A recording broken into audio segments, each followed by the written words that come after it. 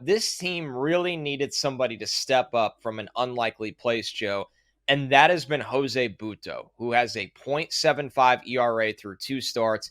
He gets the quality start with 6 scoreless last week.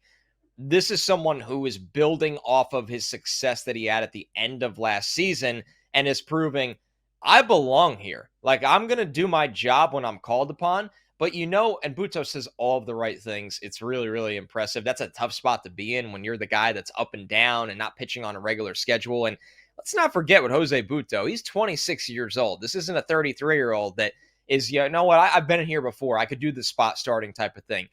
Buto is quickly writing his name in ink in this rotation, Joe, and has far and away been the best pitcher. Not only the two games where he has a .75 ERA and he's got 12 innings pitched across those 2 games, but striking out 11.3 over 9. His stuff looks excellent.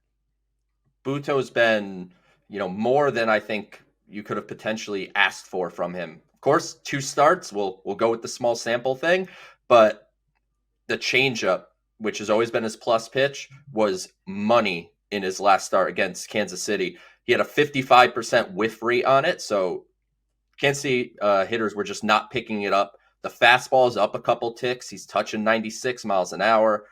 The slider is a pitch that he's been tinkering over the last year, 2 years between a curveball and a slider and trying to find that right breaking ball that fits within his repertoire. And it seems like he's found a slider that's good enough. It's not a plus pitch, but it's good enough to be used in game.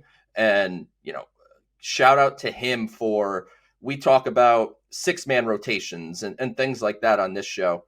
Jose Butto's start against Kansas City was on 10 days rest. That is typically a recipe for a terrible start.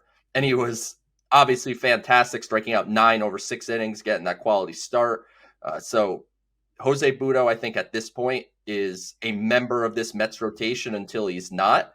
And when Tyler McGill returns from injury, he's got to either find a spot in the bullpen or find a spot in the AAA rotation. And one shout out to the Mets here. Joe, you sent us in our Mets pod group text the I like Butto and I cannot lie on the Mets gigantic scoreboard. Having a lot of fun with it, and Butto has been absolutely killing it on the mound.